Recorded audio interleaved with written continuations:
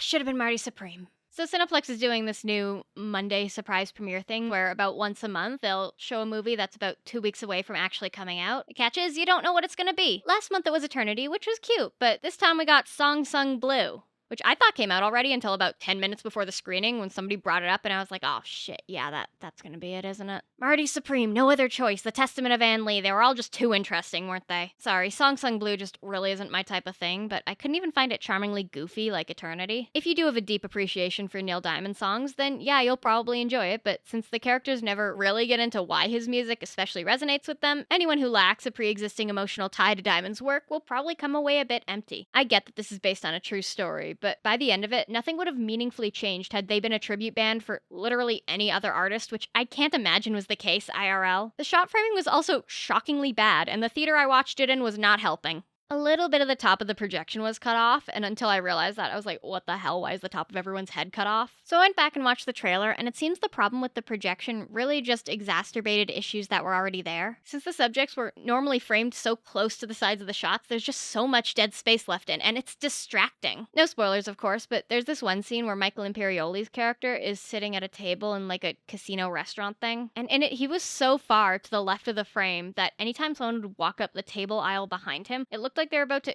interrupt and become a part of the scene. Because position-wise, they would be walking straight at the camera and taking up about a third of the shot, but nope, it would just cut, and then whoever would be gone. The performances were fine. Given the competition, I get why Kate Hudson got in at the Globes and why Jackman didn't. His character goes through some shit, obviously, but there's nowhere near the range Hudson has to give. Although given certain developments in her story, I would not be shocked if once this gets its wide release, there's a bit of, maybe not full-blown controversy, because I don't think it'll be big enough for that, but definitely some not undeserved pushback for her being cast over someone that, let's just say, actually does have to deal with the same issue her character does on a day-to-day basis, and has probably faced difficulties getting higher profile acting work because of it. That's nowhere near as fun a headline as Kate Hudson's best work since Almost Famous now, is it? Though I wouldn't say it's her fault, and that aspect specifically didn't really affect the way I felt about the show as a whole. I do actually wonder if this would work better on stage, but I guess Beautiful Noise kinda has the monopoly on the whole Neil Diamond jukebox stage musical thing. I want to say the movie peaked at the negative 5-minute mark when I got to see the Obsession teaser for the first time. As someone who was at the premiere back in September, I am so happy for them that they got the theatrical release they'd been hoping for. But as for Song Sung Blue, I'd say 2 stars, 4 out of 10.